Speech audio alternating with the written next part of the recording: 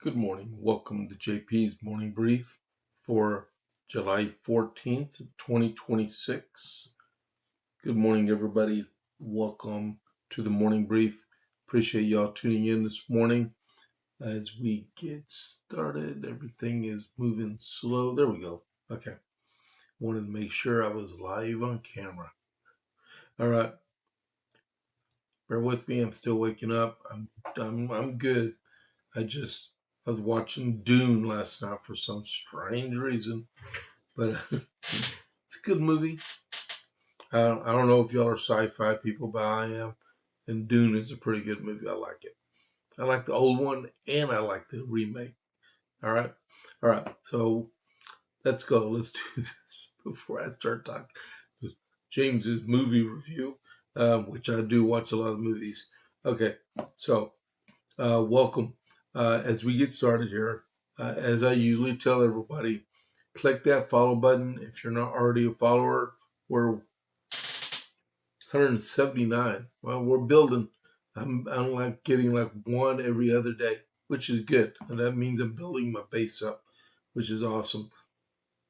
But to get to become a follower of the podcast, click on that little bell you see where it says the JPA report and it says tip, which are always appreciated.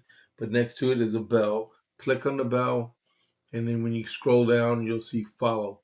That's where you click the follow button at, and then give me a thumbs up for the podcast today.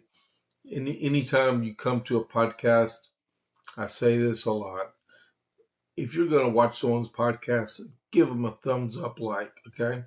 Uh, you can always take the thumbs up away later, but give them a like. Okay, it helps with the algorithm and the ratings. It helps bring people into the podcasts and stuff. That's a good thing to do. I do it all the time anyway. I just did it with Chad Prather. I already did it with Vince because I'm going to raid over to Vince in a half hour. So I'm already set up for that. And then chat. You're always welcome to chat. I usually get Covite for Life in there or Retired Rob 53. Those are my really very, very good friends. And I see Scott Scray in here every now and then. I know it's a little early in the morning, but yeah. But if you chat in there, and we have Luke Mahler, he gets in there. But I know it's early in the morning. People flock over to Vince and Chad, but that's all right. I do my thing here. I'm here to present some news for everybody. All right. So with that, let's go. All right. First thing up, the armament shop. Whether you're looking for your first firearm, upgrading your setup, or need expert service, Jason at the Armament Shop is Copper's Cove's premier source for all things shooting. Browse our wide selection of pistols, rifles, and shotguns, backed by top-tier gunsmithing for repairs along with reloading supplies and professional cleaning to keep your firearm in peak condition.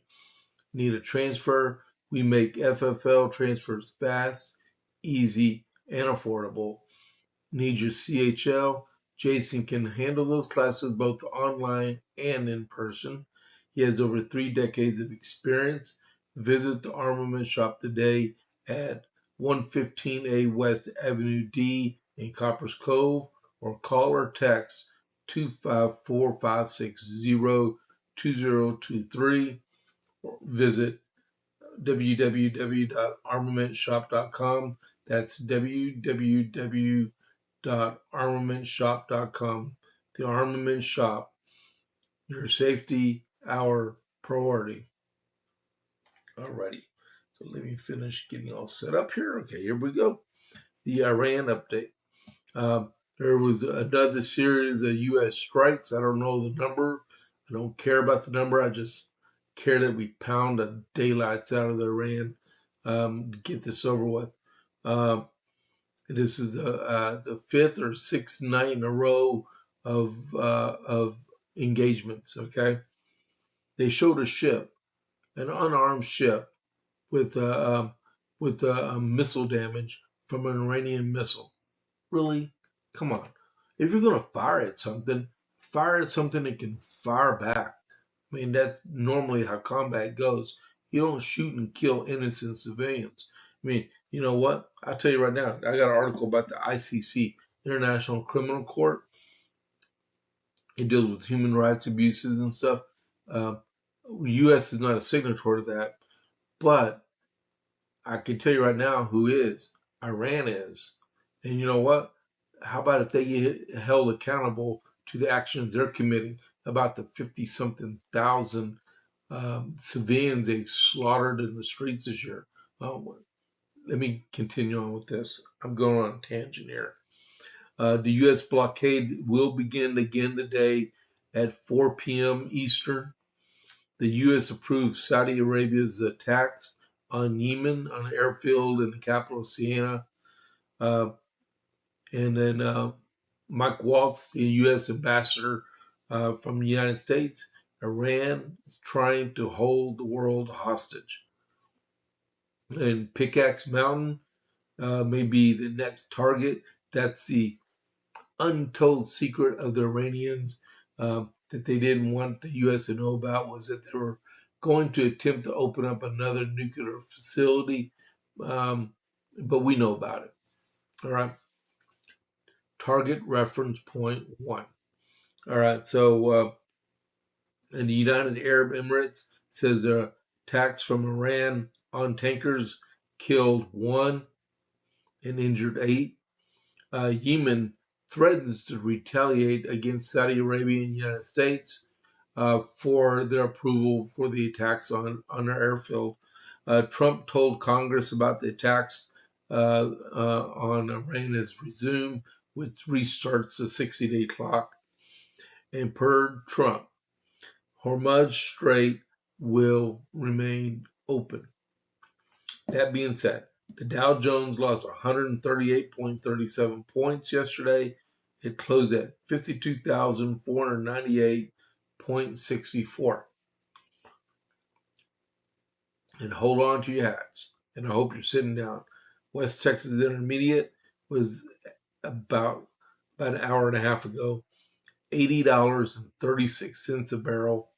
And Brent crude oil was sitting at $86.54 a barrel. Oh my goodness.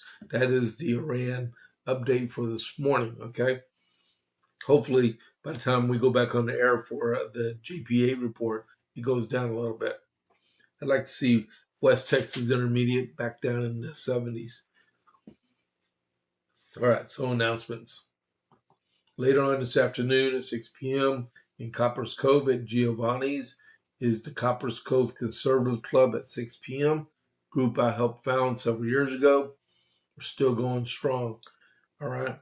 And then after that is Pints and Politics, Killeen, on Thursday at 6 p.m. at Area 254. And if you need directions to get there by 6 p.m., it's on South 4 Hood Street in the old Kmart Shopping Center.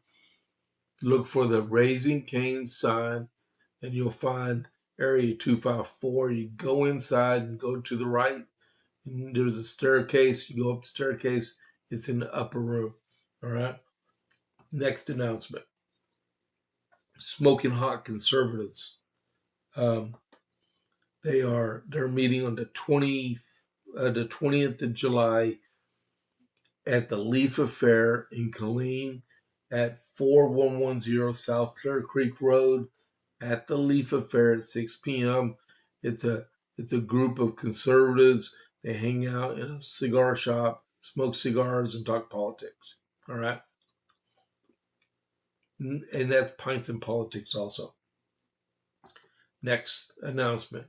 Coryell County Republican Women, their monthly meeting is the 25th of July in Coppers Cove at 11 a.m. at Trinity Worship Center in Coppers Cove.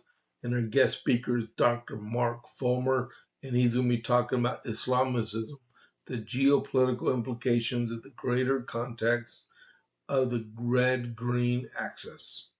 All right. In my final announcement, and I don't have a graphic for, is Coryell County Republican Party. We are having a CEC, our regular meeting, on the 28th of July. That would be on a Tuesday at 6 p.m. in Gatesville at the junction of Route 36. All right. So I'm a precinct chair there. Norm Mitchell is the party chair. All right. So that's all of our announcements, our RAN update, everything ready to go. Let's go into the brief. We got a little bit to cover this morning. Not very much time to deal with it. Okay. So day after tomorrow, at 9 p.m., the president is going to be making a speech to the United States, to our country. And I got one thing here. Okay, so I was told he's going to be talking about Iran, election integrity, which part of election integrity, they're going to talk about the 2020 election, but they got hard receipts. They're going to present to the nation about a foreign nation's plan to interfere in the 2020 election. And in the speech, CIA Director John Ratcliffe is going to be there, acting DNI Bill Pulte, unless he's been confirmed in the Senate. His replacement, that'd be Jay Clayton. FBI Director Kash Patel, and Department of Homeland Security Secretary Mark Wayne Mullen is reported to be there. So he's going to go over about 4 or 5 subjects, and two of them is election integrity and the war in Iran. And I would not doubt if he said something about Lindsey Graham. So that's Thursday, 9 p.m. Eastern. Hopefully, all TV stations carry the speech. All right. So yesterday afternoon at 4 p.m. Eastern, Governor McMaster made his decision on who he wanted to replace Lindsey Graham in the United States Senate, and that would be his sister. Okay, she's always been a stalwart supporter of him, no matter what. And it's his little sister, and they know her politics, and they figured this would be a fitting tribute to Lindsey Graham, so they went ahead and appointed her, and she took the appointment. She gets sworn in today. Governor Henry McMaster on Monday announced his selection to Darlene Graham Nordone to succeed the late Senator Lindsey Graham. Nordone is the sister of the late Graham. Prior to the announcement, President Trump had recommended that McMaster appoint her. During the press conference, McMaster said he had spoken to Nordone about serving the remainder of Graham's term before discussing with Trump. There's about 6 months left on his term. January 3rd of 2027 is when his term of service ended. And then to go along with that, she made a quote yesterday, and it'll be the title of the JPA report, and now I will be there for him. She's dedicating the remainder of his service through her to him. All right. Darlene Graham Nordone, the sister of the late Senator Lindsey Graham, was appointed to fill her brother's Senate seat after a push from President Donald Trump. It is my honor to ask his little sister, Darlene Graham, to finish his work for him now. McMaster, a close Trump ally, appointed Nordone nearly 48 hours after her brother and longtime lawmaker suddenly died from an aortic dissection. McMaster's pick comes after Trump's push for Graham's wonderful sister Nordone to get the job. This would be a fabulous tribute to Lindsey, who loved her dearly, Trump wrote on Truth Social. Others were also initially considered, including the Lieutenant Governor, Jim DeMint. Oh, wow, that would have been something. And Trey Gowdy. Trey Gowdy, I don't think would want to give up his spot with Fox News. Uh, Her appointment fills the seat through January 3rd, while voters decide in November who will hold the seat for the next 6-year term. At this point, it's unclear if Nordon, 62, would consider running for a full 6-year term. She said no already. And then there's already private jockeying to run for the special election, which would be the governor himself, the lieutenant governor, Pam Evett. She just lost for a run for governor. There's Nancy Mace.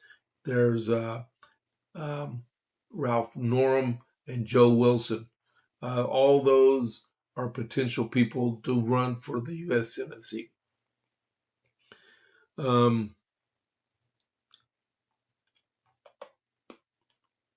Yeah, that's so sad, man. I wasn't the greatest supporter of Lindsey Graham, but he was a fighter to the end. And that's what I respect most about him. Sometimes he could say dude, okay, just hear me out. Yesterday, Trey Gowdy was on Fox. They were interviewing him. And they were talking about Lindsey Graham because they were like really good friends. And they were talking about his golf game. Evidently, Lindsey Graham was not, okay, he played golf with his dad's putter. And he never relinquished his dad's putter forever, right? But that being said, so Trey Gowdy, every now and then, he said, every now and then, Lindsey Graham would lose his phone.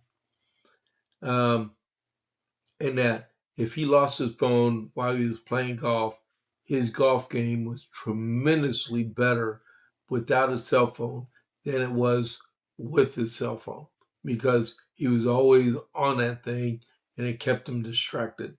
And I guess that's when people would make bets, because they knew he wasn't going to score very well. But yeah, so he was not a good golfer, but he just enjoyed himself doing it.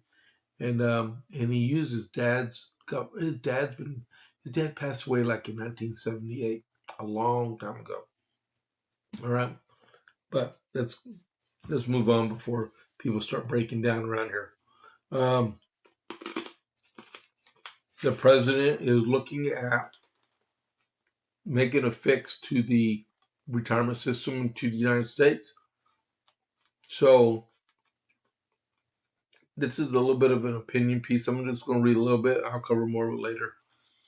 America's retirement system is broken. Trump may have found a bold fix. When President Trump told reporters last week he was looking very strongly at Australia's retirement system, most apparent Americans probably shrugged and thought, great, another retirement plan. They shouldn't. If this ideal becomes legislation, it would represent the biggest shift in American retirement policy since Social Security was signed into law in 1935. Don't be surprised if Trump's name is on the retirement count if it happens. The important thing is to understand is the main point. Trump isn't talking about copying Australia. He's talking about taking what works and making it sharper for America. So what is he trying to accomplish? So our retirement system was built on an economy that barely exists anymore. People used to work for one employer for 30 years, receive a pension, collect Social Security, and retire. Social Security was built for people to claim it around 65 and live to about 70. That's gone. People are lucky to work at the same company for 5 years, let alone 30. The pensions are nearly gone, and we know the savings rate for Americans is abysmal, 2.6%. Mine's a lot lower than that. Today, Americans change jobs every few years. Millions work as freelancers, independent contractors, Uber drivers, or for employers that don't even offer a 401k. America has done an excellent job at creating opportunities to save. We haven't done a very good job of making sure people actually do it. Meanwhile, too many workers have little or nothing saved for retirement, and that's the backdrop for Trump's comments. We'll stop there. Okay, this is really good. And that's true. Most people, and I included, don't have anything saved up. Now, I'm an Army retiree and I have VA disability. I'm set. So I'm doing pretty well. But there are people out there that work for $15, $18, $20 an hour and they have no 401k plan, no savings, and they're working paycheck to paycheck. They're one expense away from being bankrupt. And I guess the president's going to try. It includes, I think I think they said 10%. Well, the Australians, they take 15% out of every paycheck and put it into a retirement savings account for their citizens. Okay, so we'll talk more. Yesterday started early voting in the Tennessee primary. And the biggest thing in there is for the U.S. Senate seat held by Marsha Blackburn right now.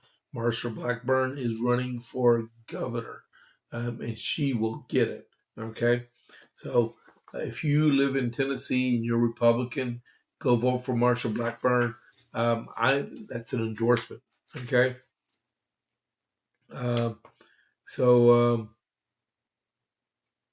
all this really mentions the primary day is August 6th. They have a long early voting period. What have we got on time? We're at 6:51. All right. So next, Pete Hegseth. He formed a JTF, Joint Task Force with the Department of Justice because there's been a rash of classified leaked documents, and they're trying to find out who is doing it because that's a felony, and they're trying to find the people and lock them up. Oh, before I forget, today is the anniversary of the Sedition Act, which was on the basis of this. But in the 1798 Sedition Act was signed by the Congress and the President. It's to prevent against seditious acts against the U.S., i.e., DSA. Okay, and today is also Bastille Day, and today is also in 1881, Billy the Kid was killed by Pat Garrett. All right, I don't know why I said that in the middle of this, but that's it. War Secretary Pete Hegseth announced Monday that would be yesterday, that the Pentagon and the Justice Department have created a JTF to identify and prosecute leakers of sensitive and classified information. The task force creation comes after the Justice Department subpoenaed 4 New York Times reporters last week looking for the source behind the story of security concerns involving President Trump's airplane. Hegseth said the Pentagon's Office of General Counsel will be able to have access to all information, support, and records in the War Department regarding news leak media investigations that are requested, and all offices are ordered to prioritize their requests. Leaked information risks lives. Loose lips sink ships. That's exactly what that means. These new tools and processes will greatly assist us in protecting our joint force. Security of our nation cannot be a bargaining chip for those who seek momentary headlines. Hegseth said in a video posted on X, access to confidential secret information is a sacred trust, and those who betray that trust will be met with the full force of the law. That's why need to know is pertinent, and there are too many people got security clearances anyway, and too much stuff is classified as it is. But if it's classified, you do not, I say again, you do not release it to the public or even talk about it. Even pieces of it you don't talk about. All right? What are we doing on time? 6:55. I talked about this a few minutes ago. Oh, by the way, I'm not going to get to it until the JPA report, but Congressman Ronnie Jackson, he's retired Vice Admiral. I believe he's retired Vice Admiral or Rear Admiral. Uh, he announced his bid to be the next House Armed Services Committee chair next year. So good luck, Admiral Jackson. You'll do good. Hopefully, you'll get the seat. All right. He was the medical doctor for Obama and Trump, and I think just for a little bit with Biden until he ran for Congress. All right. Marco Rubio. Uh, Marco Rubio is leading a diplomatic effort to try to dismantle the International Criminal Court, in which we are not a signatory to.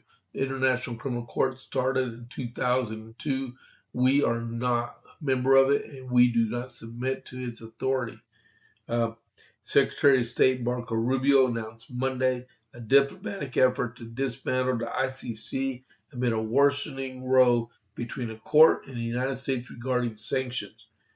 The effort comes after three of the court's judges filed a lawsuit last month against the Trump administration in New York, arguing sanctions were leveled against them last year were unlawful. The court was created under a Rome Statute in 2002 to prosecute genocide, war crimes, and crimes against humanity, i.e., the stuff that's going on in Iran right now, which they're not doing nothing about. Rubio accused the court in a Wall Street Journal op-ed and a video on social media of being run by globalist bureaucrats. The U.S. is launching a diplomatic campaign with a simple message: sovereign states over globalism. Rubio wrote in the op-ed, using all the tools at our government's disposal, working beside every ally whom we can make a common cause, we will dismantle the ICC brick by brick if necessary. The secretary also accused the ICC in his op-ed of being backed and run by a powerful network of leftist non-government organizations, smug globalists, and hostile third world governments united by their enmity toward the United States. He's absolutely correct. That's why we have our own judicial system inside the United States. We don't need the world dictating to us how we administer justice in our country. And then one other thing, President Trump, he recommended us staying on daylight savings time. There's going to be a vote today in the full House on it. I believe it's going to be the day. It passed overwhelmingly in the committee. In the subcommittee, it was a 6-4 vote. In the full committee, it was 6-4 vote. It goes to the full House. It's expected to pass with bipartisanship. The only problem is they don't know how it's going to do in the Senate. Even though the president wants it, the House wants it, the Senate, like usual, you never can tell, right? What are we doing on time? It's 6:58. Quickly. I got another article I'm going to cover in the JPA report from Rick Scott. He wrote something on, Jim Banks introduced a bill in the Senate ending birthright citizenship. To do it the ways, that's how you change laws and make them constitutional. And then Rick Scott wrote an editorial. Oh my goodness. Americans work 5 days a week. Why can't the Senate? And you might as well say the House also, right? I'm tired of them getting $170,000+ a year and working 3 days a week. It's crazy. All right, so I'm out of time. It's almost 7 o'clock. I'm going to do our raid to Vince, and then I will see you in an hour with the JPA report. Thank you all very much for tuning in this morning. I really appreciate it. I hope y'all have a great morning. Hopefully, I'll see some of y'all back in 1 hour, 8 o'clock Central Time. All right, so let me initiate this guy. Vince is always really good. Here we go. It's confirmed. You got 12 seconds. So this is James Pierce of the JP's Morning Brief. I'll catch you on the flip side. I'm out.